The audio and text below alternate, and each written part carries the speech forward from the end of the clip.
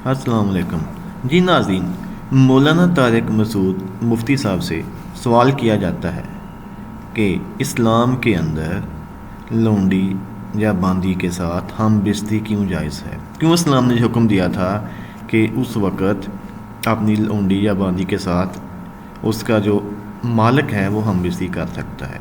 تو بہت ہی پیارا آنسر انہوں نے سمجھایا، ماشاءاللہ مجھے تو بہت اس کی سمجھ آئی ہے، اور امید کرتا ہوں کہ آپ کو بھی اس بات کی سمجھ آ جائے گی کہ جب اسلام بنا، اسلام کا جب بول بالا ہوا، تو اس وقت جو صورتحال پیش تھی مسلمانوں کو، اس سے نکالنے کے لیے انہوں نے پھر جو قانون اور قاعدے بنائے وہ ہم سب نے دیکھے، اور ہم سب نے اس کو اپنے اوپر لاگو بھی کیا۔ تو آئیے ہم دیکھتے ہیں کہ اسلام کے اندر غلام یا بانڈی یا لونڈی کے ساتھ ہم بستی جائز کیوں ہے۔ ہوتی ہے آپ کے ہم پلہ ہوتی ہے۔ اسلام کوئی ایسا حکم نہیں دیتا جو نیچر کے خلاف ہو۔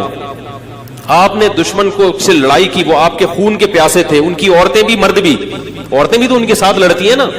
یا اپنے شوہروں کو، اپنے جو مردوں کو اپریشیٹ کر رہی تھی۔ آپ نے زور اور طاقت سے اس دشمن کی پر قبضہ کیا، اب ان کی عورتوں کو اتنی عزت دے کہ اپنی بیوی بنا لیں، یہ عملی طور پر ممکن نہیں ہے۔ وہ یہ اس لیے کہ باندیاں نہیں ہے، غلام نہیں ہے۔ اگر غلام یا باندی ہو تو وہ آزاد کرنا پڑے گا۔ تو ان کی آزادی کا بھی اسلام نے کیا کر دیا؟ ارے بولو نا یار، بندوبست کیا کہ کسی بہانے سے ان کو کیا کیا جائے۔ جی ناظرین، مولانا صاحب نے بہت ہی خوبصورت انداز کے ساتھ اس بات کو سمجھا دیا کہ اسلام نے اس چیز کا کیوں اجازت دی تھی کہ اپنی لونڈی یا باندی کے ساتھ، کیونکہ اس وقت عورتوں کی تعداد جب جہاد ہوتا تھا تو بہت زیادہ عورتیں آ جاتی تھیں، پھر ان کو دوسرے لوگوں کی مجاہدین کی کفالت میں دے دیا جاتا تھا، اور مجاہدین کی کفالت میں دینے کے بعد ان کو ان کا حاکم قرار دے دیا جاتا تھا کہ ان کی ساری ذمہ ان عورتوں کی ان کے اوپر ڈالی جاتی ہے۔ پھر اس کے بعد کیا ہوتا ہے کہ ظاہر ہے جو عورتیں ان کی ساری ذمہ داری ان مردوں کے کندھوں پر ڈال دی جو مجاہدین تھے، تو ان کی ظاہر ہے سیکشول ریلیشن شپ کے لیے